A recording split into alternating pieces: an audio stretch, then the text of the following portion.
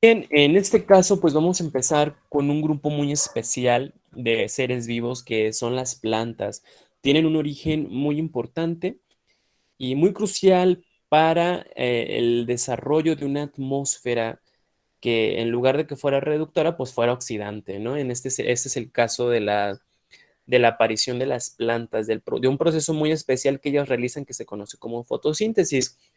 Entonces, este origen tiene aproximadamente 500 millones de años y comenzó con una simbiosis de bacterias que dieron origen a los cloroplastos y a las mitocondrias contenidas en una célula grande. ¿Qué es una simbiosis? La simbiosis es el proceso que bueno, es una función que tienen los seres vivos en el cual existe un beneficio para las dos especies, ¿sí? O los dos, en este caso, en este caso, grupos de células. Aquí estamos analizando un pedacito de lo que menciona la teoría de la endosimbiosis, propuesta por Lynn Margulis, que dice que una bacteria pues se tragó a otra y se formó un compuesto celular, que en este caso pues fue la célula vegetal, que contenía ya cloroplastos y mitocondrias. Este organismo, primer organismo simbiótico, es decir, que tenía ya una función de beneficio con otro organismo, se originó a las algas en el mar. Precisamente por eso mencionan que pues la vida siempre comienza en el mar, pero porque precisamente el mar pues era lo que más abundaba, ¿no? Que era un caldo de nutrientes. Y bueno, a partir de estas pues surgen las plantas terrestres, ¿sí? Al momento de que pues obviamente las rocas tenían contacto con el mar, pues las primeras algas fueron colonizando las rocas, ¿ok? Y a partir de ahí nos iremos a las plantas terrestres y menos evolucionadas como son las briofitas o musgos, que ustedes las conocen, que son las que ponen en Navidad, hasta la fecha existen, son fósiles vivientes también, así como los ustedes están observando, así abundaba en la Tierra hace que cerca de 450 millones de años. Posteriormente dieron origen a plantas vasculares como fueron los helechos, gimnospermas y finalmente las angiospermas. Cuando se habla de evolución, pues inmediatamente pensamos en los mamuts, ¿no? En los dinosaurios, etcétera, en todo, en lo que tenga fósil, ¿no? Paleontología, pero menos, dejamos a un lado siempre las plantas. No sé por qué, muchas veces los botánicos por eso se enojan, pero las plantas, estas especies son las únicas que pueden producir su alimento, pero recuerden, este tiene un poco de contexto, un poco no obligado. Recuerden que no nada más las plantas pueden realizar fotosíntesis, también existen ciertos tipos de cianobacterias y algas que pueden realizar también fotosíntesis, pero ya la taxonomía, algunos taxónomos las clasifican dentro del grupo de las plantas, otros dicen que no, que deben de estar en las algas, y hay un grave conflicto taxonómico. Pero bueno, tienen la capacidad de producir su propio alimento, es decir, realizan una fotosíntesis, son la base de la pirámide alimenticia de todos los animales. Además, pues, ¿qué nos dan las plantas? Nos dan alimento, energía, depuran en nuestro ambiente, tienen la capacidad de degradar el dióxido de carbono, que es altamente tóxico, y producir oxígeno. Entonces, tenemos que sembrar más plantas, ¿no? Seguir más eh, reforestando con más plantas para que, pues ahí está la clave de que necesitamos nosotros para vivir, pues oxígeno. Las plantas no siempre han sido, ¿verdad? Como lo son en la actualidad.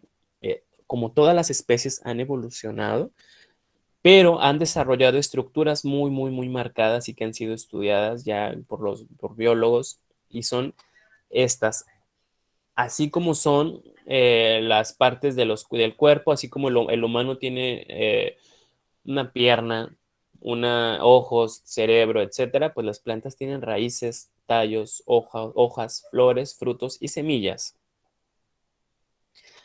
Este origen, como habíamos comentado, pues, data hace más de 500 millones de años en ambientes acuáticos y establece pues que se originó a través de la teoría endosimbiótica cuando una célula, una bacteria grande, se comió a otra, una cianobacteria fotosintética, pero que no la digirió, sino que la integró a su cuerpo como una estructura más, es decir, un nuevo organelo.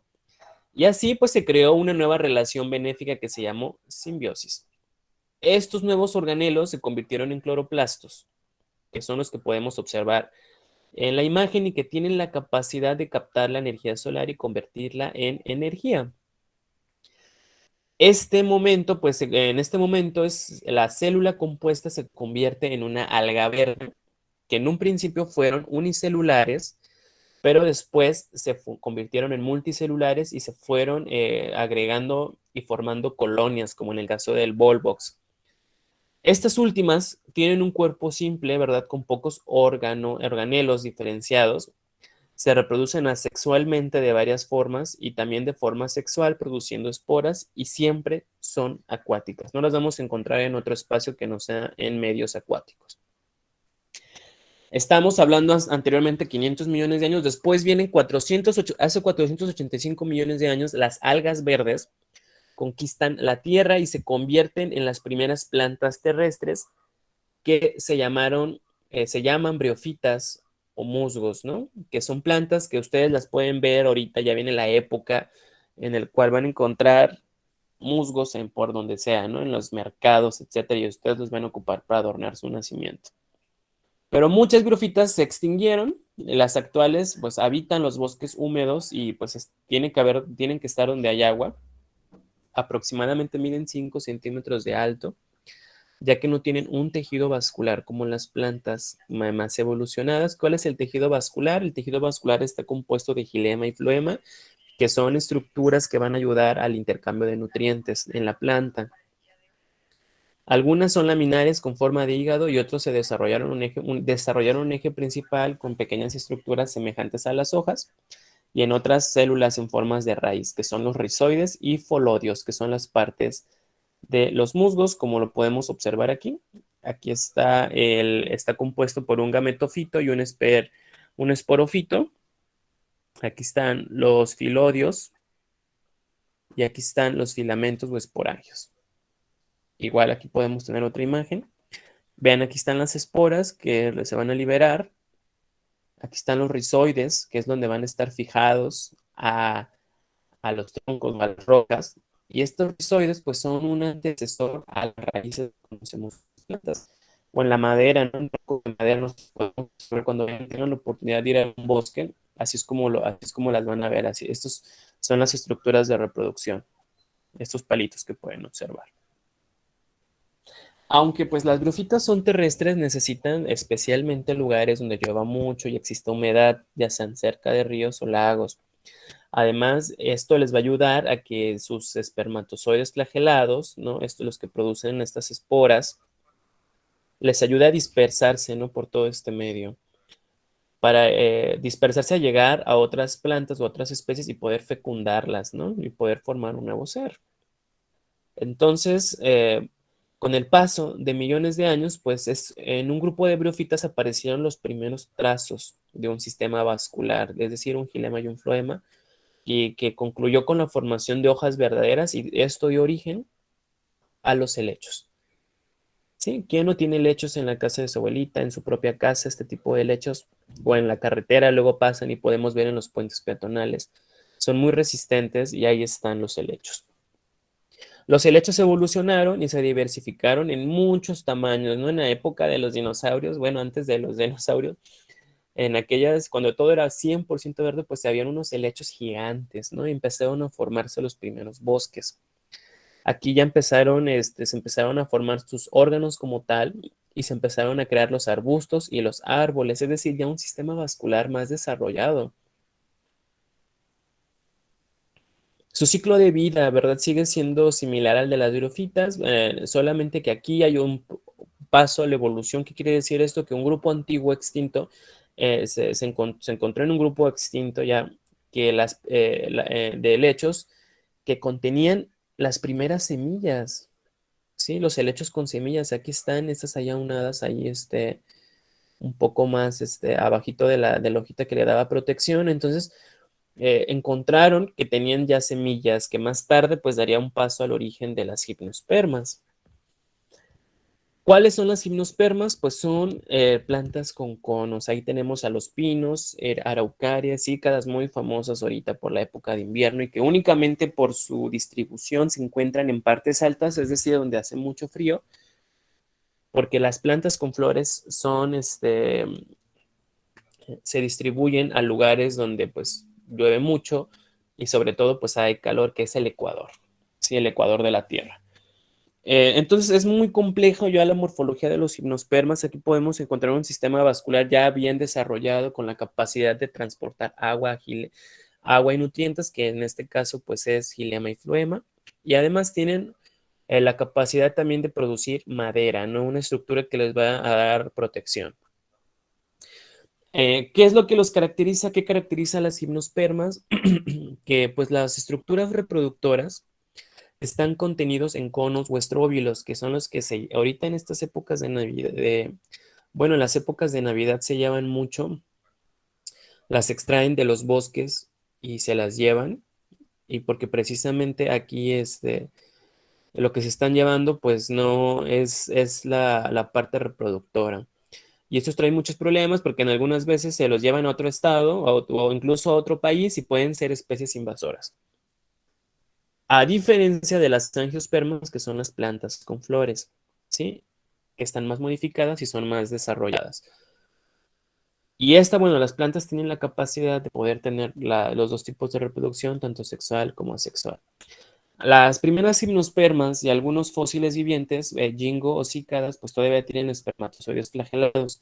Sin embargo, pues ya no necesitan agua para transportarse al óvulo, ya que eso se desplazan a través de un tubo polínico dentro del cono femenino.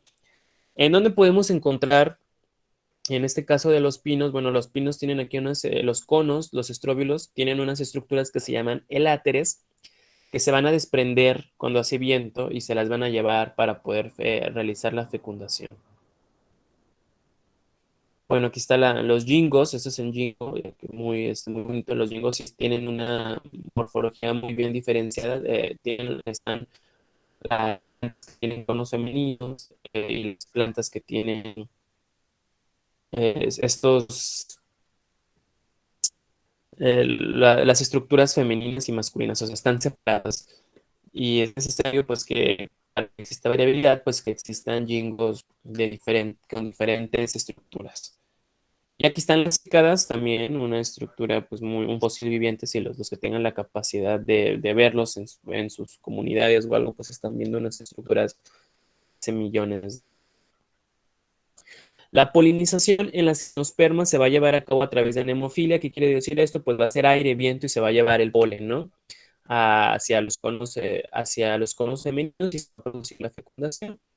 De los fósiles de un grupo de gimnospermas extintos se reconstruyó un órgano parecido a las flores, por lo que se piensa que de las plantas con flores son las angiospermas. Tanto helechos como las gimnospermas, pues fueron la fuente alimenticia de los dinosaurios. Las primeras angiospermas pues aparecieron hace 140 millones de años, sin embargo rápidamente se distribuyeron y se formaron hierbas, trepadoras, arbustos y árboles. Aparecieron pues todas las estructuras que conocemos típicas de la flor, los sépalos, pétalos, estambres y ovario, frutos y semillas también, y que tienen una finalidad. ¿Cuál es la finalidad? Pues atraer al polinizador para que se pueda fecundar y se pueda construir una nueva planta, ¿no? Se pueda fecundar y generar sobre todo variabilidad. Este tipo de polinización pues permitió que las flores evolucionaran, ¿no? Con formas muy, muy complejas para poder tener una relación exclusiva con sus polinizadores. Caso típico, las orquídeas. Las orquídeas, wow, tienen unas formas tan increíbles que más adelante las vamos a ver, que permiten llamar específicamente a cierto tipo de polinizadores, no cualquiera. Y además, incluso hasta ven estos colores, ¿no? Los colores son hermosos. Dentro del grupo de las angiospermas existen dos grupos de tipos de plantas, ¿sí? Las eudicotiledóneas o dicotiledóneas y las monocotiledóneas, que tienen diferencias muy marcadas.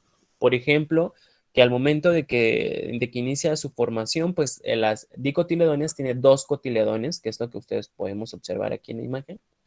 Y las mono, pues como su nombre lo dice, tienen un cotiledón. La presencia de nervaduras, los haces vasculares, ¿no? Aquí los tienen en círculo y aquí los tienen dispersos. Una raíz pivotante y aquí en el caso de las monocotiledones las tienen fibrosas. Y las piezas florales, ¿no? Sobre todo, las dicotiledóneas tienen de 4 a 5 y las mono las han disminuido de 3 a 6. Ejemplos de plantas dicotiledóneas tenemos al chícharo, frijol, haba, tomate, piña, pera, calabaza, ¿no? Y en el embrión, recuerden, acabamos de ver el embrión, tiene dos cotiledones. ¿Qué quiere decir un cotiledón? Pues son esas estructuras curiosas que se forman aquí alrededor, a diferencia de las monocotiledóneas que nada más forma uno. En el caso de las monocotiledóneas, el embrión está cubierto con un solo cotiledón, pues tenemos al maíz, el trigo, la cebada, las grandes gramíneas, las que dieron a las que alimentaron a las grandes civilizaciones en la antigüedad, o sea, Mesopotamia, a la cultura azteca, a los mayas, a todas las grandes egipcios, a los chinos, ¿no? Aquí están, estas son las monocotiledóneas, su cultivo y su cosecha, pues ayudó a quitar la hambre y sigue ayudando a eliminar el hambre, ¿no? En la actualidad siguen teniendo mucho éxito de adaptación. La cebolla, el ajo, el cocotero, el dátil, el maguey, el nardo, las orquídeas sobre todo y la vainilla. Las orquídeas pues son un ejemplo hermoso de evolución. Vean cómo han reducido sus flores a 3 pétalos y las formas que han podido adaptar son especialmente para atraer a sus polinizadores. Bien, aquí hay algunas lecturas recomendadas que recomiendo pues para que tengan esta información y bueno, pues espero les haya encantado un poco esta visión general del mundo tan fascinante de las plantas.